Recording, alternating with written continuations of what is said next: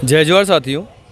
अभी के समय में हम लोग बड़वानी का जो झंडा चौक वाला जो एरिया है वहाँ पे जो दुकानें वहाँ पे लगी हुई थी, जिन दुकानों के माध्यम से कई सारे लोगों का घर चलता था, कई सारे परिवार पलते थे, उन्हीं सारी दुकानों को तोड़ दिया गया।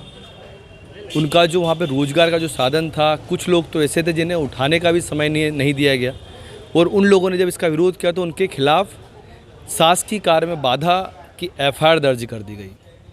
असल में भारत देश का जो संविधान है उसमें एक अनुच्छेद है, अनुच्छेद 21, जो आपको प्राण एवं देश स्वतंत्रता की बात करता है, आपके आजीविका के साधन को हमेशा ही बनाए रखने की बात करता है।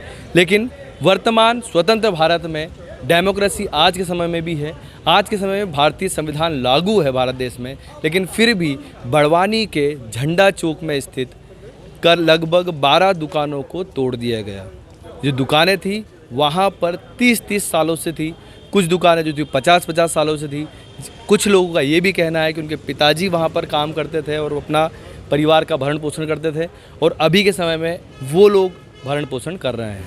हाई कोर्ट और सुप्रीम कोर्ट में भी यहाँ के स्थानीय लोग जो थे वो गए थे, और कई सारे केस भी चल रहे थे, वहाँ से कुछ ऑर्डर भी हुए थे, लेकिन फिर भी उन सभी ऑर्डरों को साइड में करके इन लोगों को वहाँ से हटा दिया गया।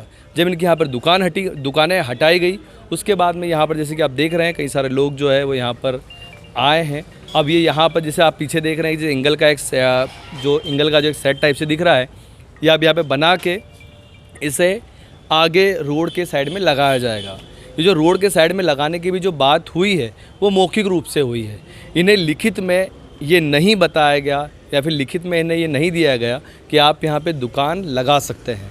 अगर ये लिखित में नहीं दिया गया है तो यहाँ से भी इन्हें कभी ना कभी हटाया जाएगा। जैसे कि हम लोग एक हमारे भाई साहब हैं, सेन जी हैं, इनकी भी यहाँ पे दुकान थी। मैं खुद भी बड़वानी के रहने वाला हूँ।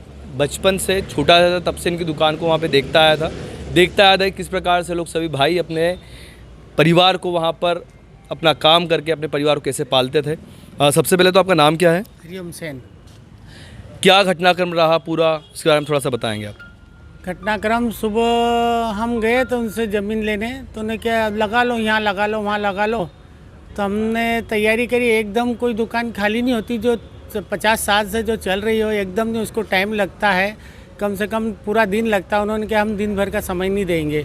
फिर आए 2 बजे बाद में, तो तहसीलदार साहब आए, तो फिरोज़ खान और उसका भाई गए वहाँ पे तहसीलदार से बात करी कि भाई हमारा डबल बेच का आर्डर है, और वही आर्डर जो है सुप्रीम कोर्ट ने भी रिन्यू करा है। तो वो उस बात को नहीं माने और कह दे कि अपनी कार्रवाई चालू करो, और कार्रवाई में जो है सब अपना अपना सामान निकालने की कोशिश करे सब ने, और बहुत से ने देर हो गई, उन्होंने नहीं कर पाए। दोनों अधिकारी कह रहे कि जल्दी करो।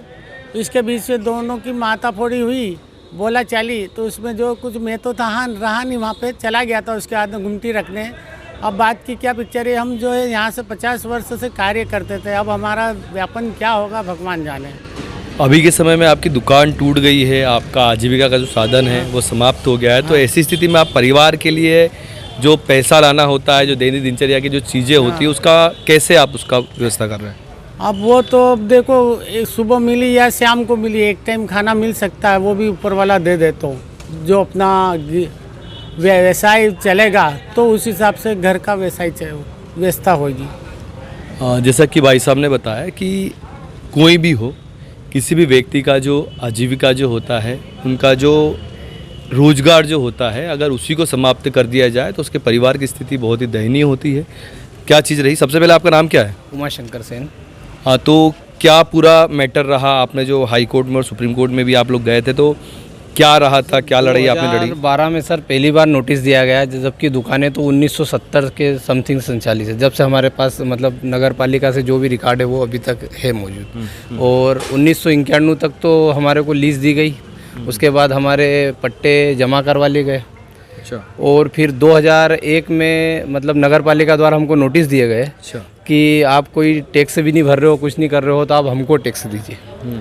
तो फिर नगर पालिका 150 रुपये प्रति माह लिया करीब 2012 एंड तक, और उसके बाद हमारे को 2013 के शुरुआत में नोटिस दिए गए, और वो भी किसी एक निजी व्यक्ति के द्वारा मतलब टीएल में शिकायत की गई अच्छा। और उस शिकायत के आधार पे ओनली 2 दिन में हमारे को नोटिस दे दिए गए कि बस आप इसको हटा दो। और मतलब नगर पालिका ने उसके बाद से लेके अभी तक कंटिन्यू मतलब जाने कितनी बार नोटिस दिए हैं, और हम 3 बार तो हाई कोर्ट से स्टे ले आए हैं। और उसके बाद डबल बेंच का जो ऑर्डर हुआ था 2017 में, उसमें हाई कोर्ट ने कहा था कि भैया अगर ये रोड को बाधित करते हैं, अगर इनसे ट्रैफिक अगर बाधित हो रहा हो तो इनको जाके आप हटा सकते हैं 7 दिनों मतलब 7 दिन के बाद, और इनको फिर इनको व्यवस्थित इनका रोजगार जहाँ पे चले वहाँ पे इनकी विस्थापन भी करे व्यवस्थित तरीके से। और ये ऑर्डर था कोर्ट का, लेकिन 5 साल तक तो इन्होंने उसको कोई फॉलो नहीं करा और कुछ करा नहीं हमारे लिए। लेकिन अभी जैसे कि वापस क्या हुआ, इनको वापस जैसे टीएल में कोई ने शिकायत करी है जो निजी व्यक्ति द्वारा ही करी गई है, और तो उनके फोर्स में वापस इन्होंने बस आ गए और बस नोटिस दे दिया, चलो तुम्हारा विस्थापन करो, चाहे जहाँ जगह ले लो।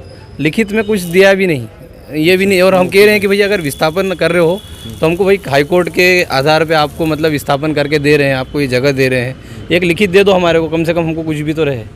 तो नहीं, बस आप ले लो, हम कहीं लिख के नहीं दे सकते, आप यहाँ ले रहे हो तो ले लो, नहीं तो हम तो ऐसे भी हटा ही देंगे।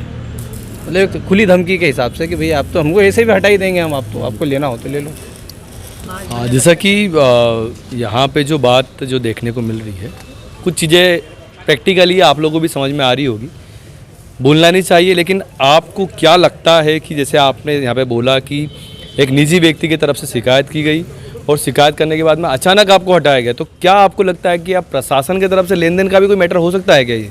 सर ये मैं पूरी तरीके से श्योर तो नहीं कह सकता, लेकिन अब कुछ भी हो सकता है इसमें, तो क्या कह सकते हैं। ठीक है, हमारे साथ में हम लोगों ने यहाँ का जो स्थानीय लोग जो थे जिनका आजीविका का साधन को हटाया गया, यही सब चीज़ें हमने बताई। अंतिम में जय जौहर साथियों।